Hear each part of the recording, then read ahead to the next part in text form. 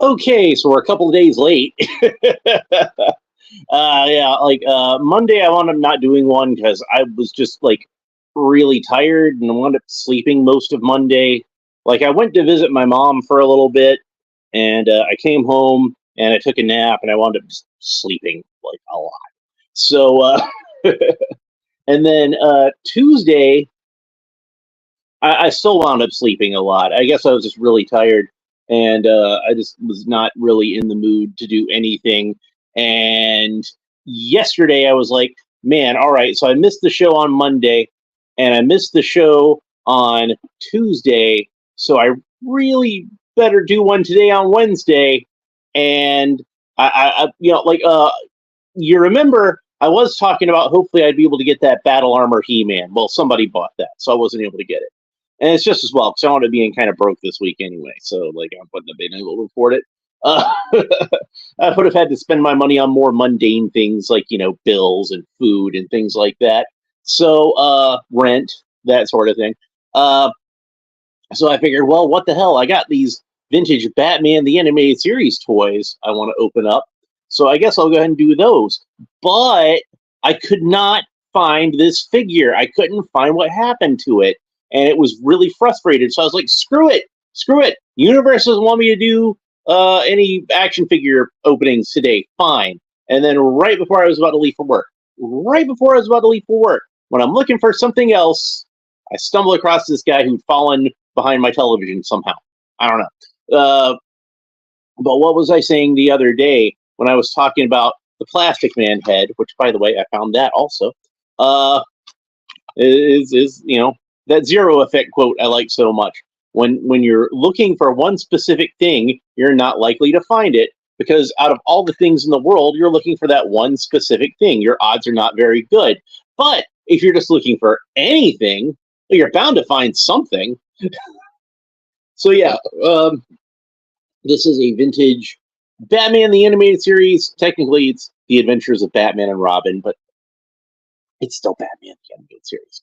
Ra's al Ghul with Strike Shooter and Combat Sword. Now you can see this card is not in very good shape. It's kind of beat up.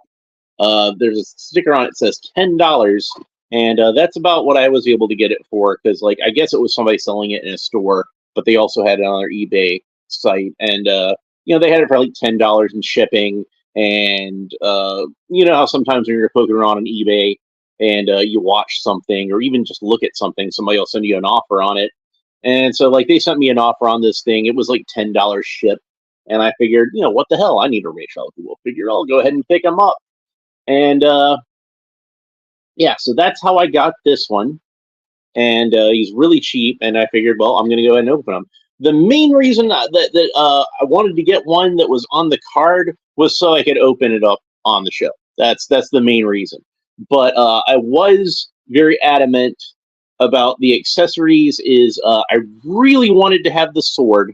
The sword was really important for me to have, and I wanted the helmet. Not as much as I wanted the sword, but like it would be really nice to have the helmet. Do not give the least bit of a crap about the Strike Shooter. It seems like they always wanted to have these figures come with like some sort of projectile weapon, and honestly, I just don't really care about that. So let's go ahead and have a look at the packaging.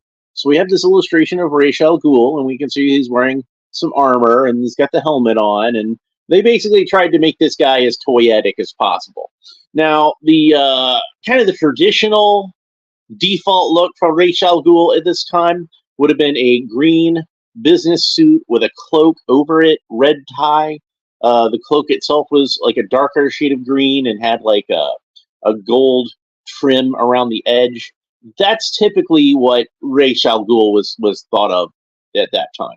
Now, nowadays, it's a lot of like ninja outfits and things like that. I think I've got him still over here somewhere. The Arkham version, his sword got kind of bent up, but you can see he's wearing kind of like this sort of ninja, armor looking outfit. You think about the ninja outfit like Liam Neeson wore when he played Henri Ducard, aka Ra's al Ghul, in the movie Batman Begins. The false Ra's al Ghul in that wore a red ninja outfit that was played by Ken Watanabe. The second false Ra's al Ghul that we see in the movie actually has the green cape that we usually think of Ra's al Ghul as wearing. I have a fan theory that the fake Ra's al Ghuls that we see in those movies are actually Ubu, because Ubu is like in the comic book established to be like a family of henchmen that work for Ra's al Ghul. So there have been many Ubus over the years. So I figured that those are both Ubus that were impersonating Ra's al Ghul in each of those cases. If you think back to the original Ra's al Ghul comic book story, you might remember that Ubu posed as the mastermind behind the kidnapping, even though it was actually Ra's himself the whole time. So it's not unheard of for Ubu to impersonate his master. I'm just saying.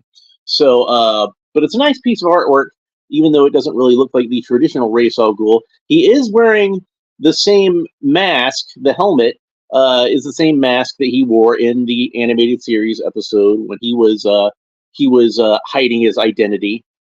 He didn't have Ubu pose as the mastermind in that. He just posed as the mastermind himself. He really was the mastermind, but he was still impersonating the mastermind, if that makes any sense. So we got some instructions on the back here. It says, place either weapon in figure's hands. Load strike shooter as shown. Press firing button to fire. Place mask over figure's face as shown. So yeah, they put him in armor. And this is probably actually one of the first times that we've seen Ra's al Ghul in armor like this. I'm sure he's worn armor in the comic books at some time, previous to this. I just can't recall. But it is interesting, I think, how much influence that it did have on the later Arkham design, where you see you've got that sort of demon head logo on the front, and he's got the demon head logo on the front of his. The armor is kind of a similar shape. It's not yellow and green like this version is, but you can see how you could very easily repaint this one to resemble this figure, or repaint this figure to resemble this figure, either or. So yeah, basically Kenner was trying to make him a little more toyetic and make him appeal a little more to children. That would have been the main focus, the main target audience for these Batman the Animated Series figures. Now, they were aware that there were adult collectors, and there were attempts to somewhat placate the adult collector market, but let's be honest, these were children's toys, and they were mainly made to appeal to children for that very reason. Occasionally, they would have thrown the adult collector a bone, and this would be an example of throwing the adult collector a bone, because this was a figure that, we were, begging for. And they basically gave this to us in a way where, we'll make him in a way that, kids would still probably want to play with him. They're probably not going to want to play with an old guy in a business suit, if we're being quite honest. Now, eventually, they did make the more traditional look for Ra's al Ghul, but that was in a multi-pack that I believe was an exclusive for Toys R Us. That one's pretty expensive now. So don't expect me to be opening that on the show unless somebody wants to be really generous and buy one for me and send it to me. If you want to see me open it that bad, I'll go ahead and open it then. But yeah, we got some, we'll go over the cross-sell artwork on the back here, because there's some cool stuff on here. So we've got Paraglide Batman, Rocket Pack Batman, Radar Scope Batman, Bola Trap Robin, Tornado Batman, Mech Wing Batman, Lightning Strike Batman. I actually have that one. Cyber Gear Batman, Bane with Body Slam arm action and Venom Tube. I have Bane. Glider Robin with Winged Jetpack and Firing Claw. And then search out villains on land, sea, or air with the Batman Crime Squad. The interesting thing about the Batman Crime Squad is the Batman Crime Squad consisted of Batman and Robin. That's it. That's two guys in the crime squad. So I don't know how two guys constitutes a squad. I thought they were just the dynamic duo, but whatever. So we got Piranha Blade Batman with Techno Shield backpack, Sea Claw Batman with Techno Drive backpack. A lot of these were repainted later as part of the Mission Masters line, and Sea Claw Batman is actually one of my favorites in the Mission Masters line. I love the Mission Masters repaint of Sea Claw Batman. He's really cool, much better than this one, I think. Stealth Wing Batman with Techno Flight backpack. He's sensing a theme here. Crime Squad Bat Cycle with mechanized turbo power. That's a repaint of the original Bat Cycle. Air Assault Batman with Techno Wing backpack. That was probably my personal favorite Crime Squad Batman. Ski Blast Robin with Techno Ski backpack. Triple Attack Jet, 3 jets in 1. Leader Jet changes into Attack Wing and Pursuit Jet. Torpedo Batman with Techno Torpedo backpack. Yes, they did 2 different scuba Batmans in the Crime Squad line, and Land Strike Batman with Techno Claw backpack. So yeah, they're really into the whole techno aspect in the Crime Squad. Now, you might wonder why they didn't add additional characters to this. Well, basically, the only other character they could have added at that time that was a member of the Batman family would have been Batgirl, and they were really reluctant to make a Batgirl figure because girl figures don't sell, allegedly. And they finally did make a Batgirl as part of the Duo Force line. So the Duo Force consisted of Batman, Robin, and Batgirl. So the Duo Force had 3 members. The Duo Force Duo had 3 members, and the Crime Squad had 2 members. I don't know who was in charge of coming up with these names over at Kenner, but they probably were overpaid. And then it's got the Batman trademark down at the bottom, says The Legends of Batman, now available at stores near you. That was one that was more inspired by the comics. It started out being more inspired by the mainstream comics, but eventually became a bunch of weird Elseworlds variants of Batman, Viking Batman, Robin Hood Batman, Knight Batman, like not Dark Knight, but like an actual suit of shining armor knight. So yeah, this figure came out in 1995, which means that it's almost 30 years old, and I'm about to open it up right now. So let's talk a little bit more about the package before we do that, though. BTAS had a really nice kind of Art Deco looking design to it. I like the design element behind Ra's al Ghul there. We see the Adventures of Batman and Robin logo there. In previous years, it would have been the Batman the Animated Series logo with the cape over his face and all that kind of stuff. But by this time, the show had rebranded into The Adventures of Batman and Robin. Batman Forever had just come out, and they wanted to play up the presence of Robin in the show. This is at the time where the packaging for the figures started to get a little cheap. They went through a little area where they were they went back to having more of a proper package, but this is one that I guess they were trying to cut some corners, and rather than having the little the square plastic bubble with the plastic tray inside of it, you see that they just made a form-fitting plastic bubble that held everything on and makes it look kind of like a dollar store toy. So I'm guessing that it just was not appealing looking on the package or on the shelves. And honestly, it seems to be like this type of packaging would be not as easy to keep straight on the pegs as with the more uniform shaped packaging. So there's probably a lot of reasons as to why they abandoned this concept, but I don't like it. I think that it looks kind of tacky. And if I were the type of person that were collecting these things to keep on the card, I would be really disappointed that my Ra's al Ghul and my Bane are on these crappy, cheap-looking cards instead of, like, the more classy and elegant-looking square bubbles. But I don't care about packaging. We know I don't care about packaging. So I'm just going to go and rip this sucker open. So here we go. One other thing I will mention about the packaging that I like, once I get this off, is that it does have a nice little Batman logo behind it.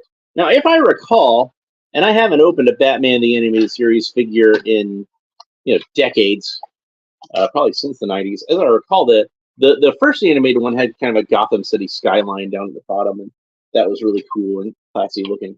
All right, so I'm going to keep this card because it's like I said, almost 30 years old. I'm gonna throw the bubble out. I have no need for it, but I will keep the card. It'll be easy to store. And here we go with Rachel Ghul out of the packaging. Got an excellent head sculpt. Now, oftentimes I will point out with Rachel Ghul is that when he was originally designed by Neil Adams, he was intended to not have eyebrows. His eyebrows, he lost his eyebrows in some sort of incident that we don't know what it was. Neil never revealed what it was. But yeah, he wasn't supposed to have eyebrows. He just kind of had like dark shading around his eyes, which kind of made it look not so weird that he didn't have eyebrows. But he's not supposed to have eyebrows. You can see that this one did paint on the eyebrows. Now, his design in the animated series, it's more like the Neil Adams, where it's just kind of like the black shading around the eyes. So pretty accurate to that. But it is pretty accurate to that design too, except for it's just, not quite painted accurately. The eyebrows are sculpted on, so I guess technically they're not sculpted accurately. The armor is nice. I actually like the armor.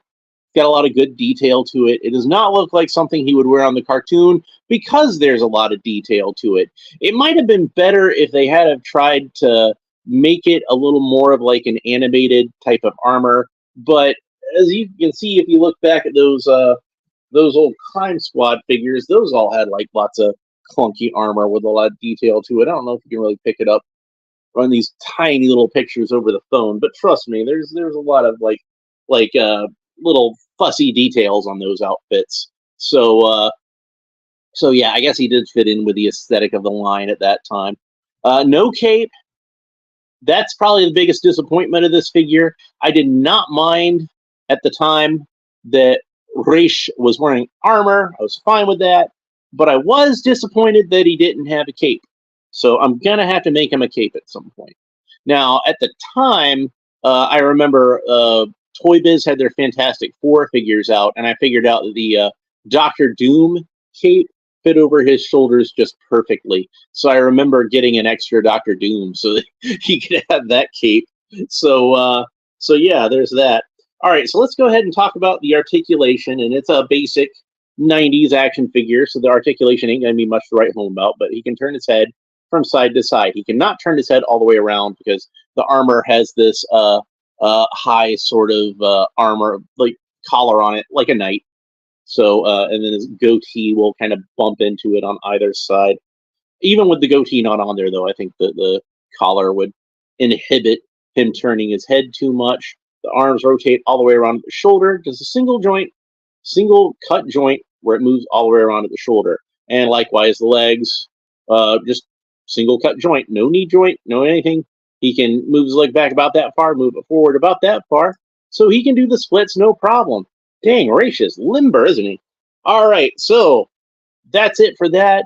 Let's talk about the paint applications. Now, he's got like the typical sort of Caucasian flesh color plastic we see at the time, which is a little bit more pale than the previous Caucasian flesh that they were using on Batman the Animated Series. If you look at like the first waves, like characters like the Riddler or Two-Face or Robin in the first wave, and Batman himself.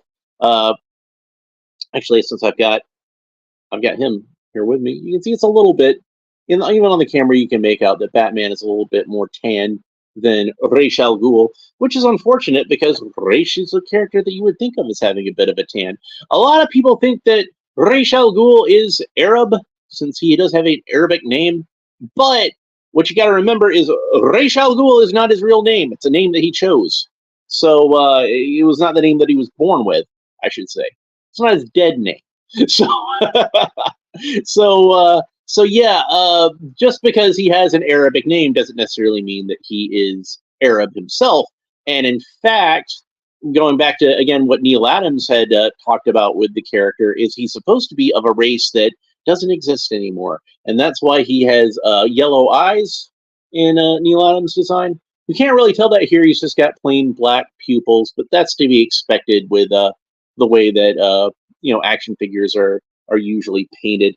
So yeah, the armor itself is yellow. It's this very cheddary school bus shade of yellow. The green is a very bright, almost teal kind of green. This is a pretty typical green that we'd see It was used a lot on the model sheets on the show and used a lot on the figures. This is the same shade of green that the original Robin in the line would have had, the same shade of green the original Poison Ivy in the line would have had. Uh, and then a brown belt around the middle. I do think that this armor is probably supposed to be gold, like in the reality of the toy line, but they probably just went with the matte yellow look again to make him look a little more animated. I wish that though that they had to just put him in gold because honestly, they weren't given uh, too much consideration to the animated look when they designed this armor, which is again cool looking armor, but if you're going to give him like a highly detailed armor that doesn't look like anything you saw in the cartoon, you might as well just make the armor gold. It would have been, and he's got gold accessories, so it would have all matched. Speaking of the accessories, let's go ahead and try those out. So we got the mask, so he can disguise himself as the ringleader of that kidnapping ring. But of course, in the context of this figure, it's just a helmet. You can think of it as being a helmet that he's wearing to go into battle. And then he's got his broadsword, which, like I said, this was the accessory that I wanted to make sure I had the most. Very cool broadsword. So we can put that into his hand. And to me, with all this put together, the main thing it reminds me of, and it would have been just like a few years after the movie had to come out, it reminds me a lot of Bram Stoker's Dracula, the armor that Vlad Tepes was wearing at the beginning. Remember that red armor, which apparently was supposed to look like a wolf, but to me it looks more like an armadillo. Uh, but but yeah, the whole effect is very much like that. You could almost think that maybe the actual Vlad Tepes might have been one of Reish's identities that he had throughout the years. Now, the mask is open at the back, but that's just for the ease of putting the mask on. And I would imagine, the kid's just supposed to imagine that this part of his head is covered up anyway. But let's go ahead and take the helmet off of him because, we don't want to cover up them good looks now, do we? Ra's al Ghul, of course, was portrayed on the cartoon by David Warner, one of my favorite actors. Did an excellent job, and his voice was pretty much perfect. So here we have the attack launcher, and you pop the missile in there, and you press a little button down there, and it fires off the missile. And it does seem like it fires a little weakly, and I'm not sure if that's because just because it's an old toy, maybe the spring is kind of loosened up in there a little bit. Well, let's go ahead and put that in his hand, and we can see he holds it just fine. So he can hold both of his weapons at once. And if we put the helmet back onto him, we can see that we can display Ra's with all of his accessories all at the same time. So very cool figure. Like I said, Ra's al Ghul was a character that we had wanted in the line for years, and they finally gave it to us and found a way to give it to us in a way that, hopefully he was still fun for kids to play with. Now, when I was a kid, and this was long before Batman the Animated Series, one of the first Batman comics I ever owned was a digest, Blue Ribbon Digest, about that big, and it had a collected story in it that was called Bat Murderer.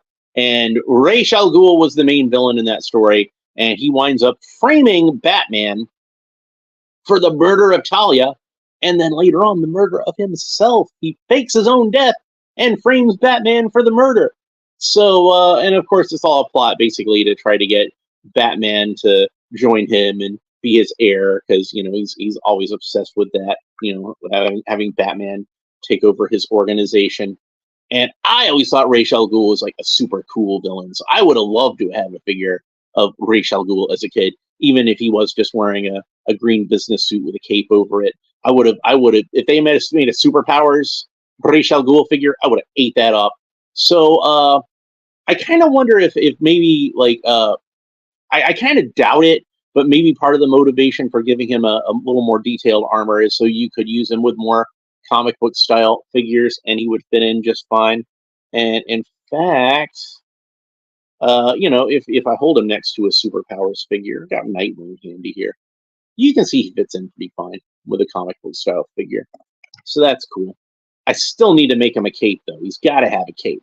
how can you not have Ra's al Ghul with a cape? He's got to have a cape.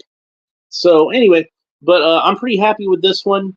That's pretty much it for this episode. I hope you enjoyed it because I'm about to do another one in just a couple of minutes. Since I didn't get to do an episode yesterday like I intended to do, I'm going to do 2 in a row today. And this is going to be another Batman the Animated Series one, and it is a 4-pack. Oh, look at that. We got Batgirl, we got Talia, we got Poison Ivy, and we got Catwoman. So we'll be opening this up very shortly. I'm going to take a little bit of a break. I'm going to be right back, and we're going to open this up. If you want to make sure you don't miss that, make sure you like and subscribe, all the fun YouTube stuff down below. Leave a comment. Let me know what you think about this figure and the character of Ra's al Ghul in general. I'm interested to hear what you think. And we will talk to you next time, which will be really shortly. Bye.